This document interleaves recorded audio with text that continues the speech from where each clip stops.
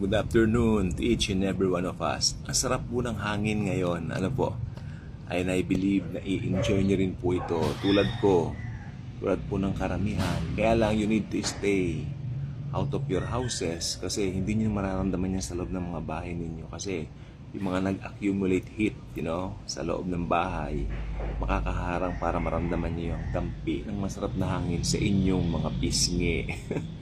So, gusto kong pag-aralan natin ngayon, actually sharing lang po, kung katotohanan, tungkol sa isang Kristiyano. I want you to know, if you're a Christian, we are Christians, we are irreversibly blessed. Yung pagpapala na ibinigay sa atin ng Panginoon nung manampalataya tayo kay Jesus, ito po ay irreversibly blessed. Ito po ay irreversible. Hindi pwedeng mag-turn. Hindi pwedeng bless ka ngayon, bukas hindi ka na bless. No? Wag mong ibabase yung pagiging bless mo sa sitwasyon mo. Kasi all of us, may mga situations pa rin tayo. Sapagkat all of us, nandito pa naman po tayo sa lupa at nandito po tayo sa mundo. Excuse me po.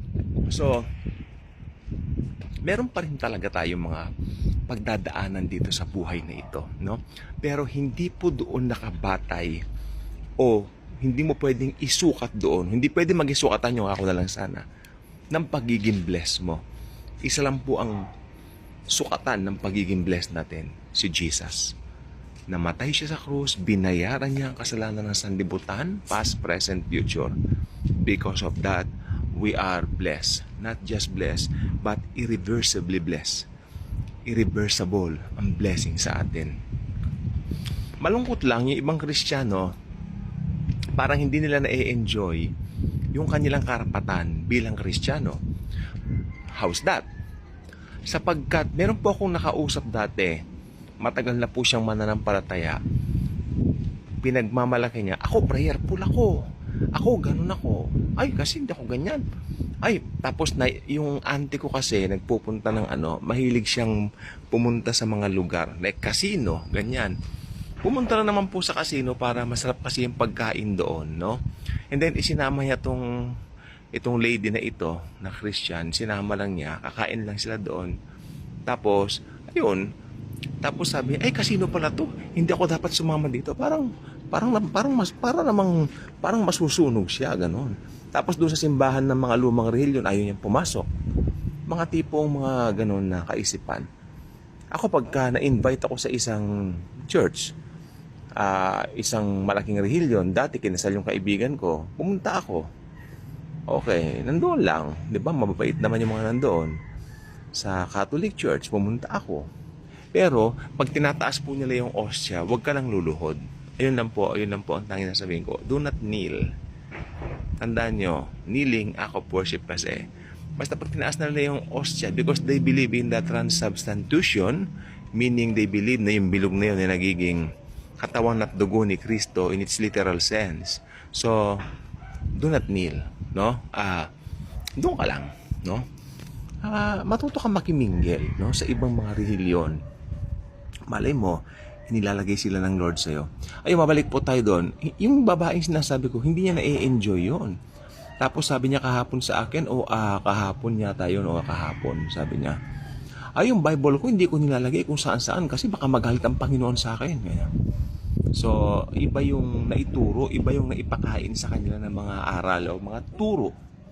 Kaya nga po, kahit papano, meron din pong mga bagay na delikado sa espiritual kung hindi mo ito pag-aaralang mabuti.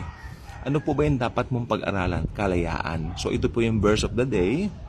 Pinalaya na kayo ni Kristo, therefore manatiling malaya. Galatia 5:1, Galatians 5:1. It is for freedom that Christ has set us free. Therefore remain free all the time. Okay? Remain free. Do not be entangled again by the yoke of bondage. May yoke, pamatok, pabigat, no? Pabigat ang bondage. Pabigat, 'di ba? Unang-una, pabigat ang law. Yung law of Moses, mabigat 'yon. Hindi po 'yun kaya nga po sabi ni Jesus, Kayong mga may kabigatan sa akin ay magsilapit, pagagaanin ko kayo.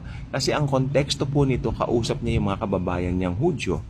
Under the law sila during that time. Even Christ was still here on earth. 2,000 years ago, they're still under the law. And Jesus fulfilled himself, right? And kaya nga po, sabi niya ganon, come to me all of you who are heavy laden and I will give you rest. Jesus is our rest. Kaya yung iba nagsasabi, linggo magsisimba tayo, linggo gano'n. No, Jesus is our rest. Therefore, from Monday to Sunday, lahat ng yan, Jesus Day. Okay, kaya malaya po ang Kristiyano.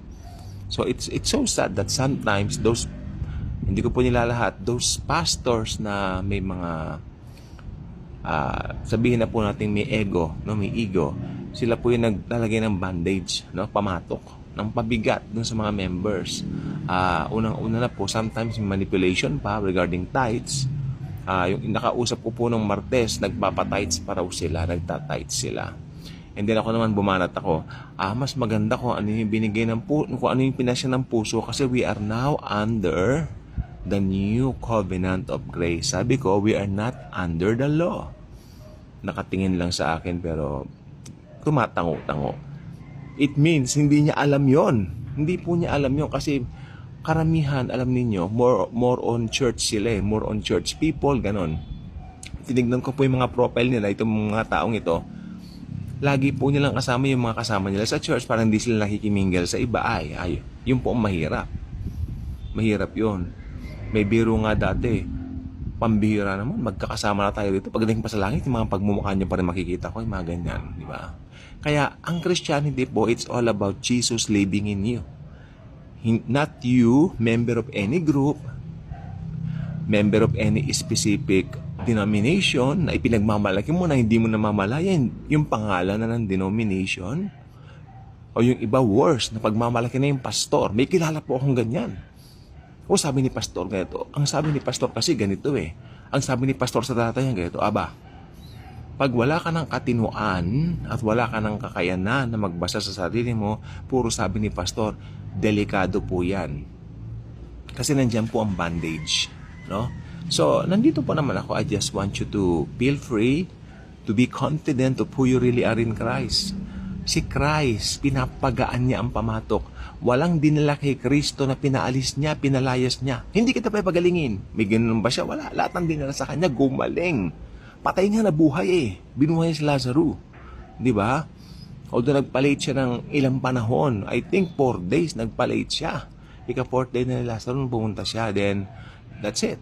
Binuhay niya sa harap ni Martha at ni Mary. Nakita nila na, ito pala ang Diyos na makapangyarihan sa lahat na nagsakatawang tao. No? So, ayun po.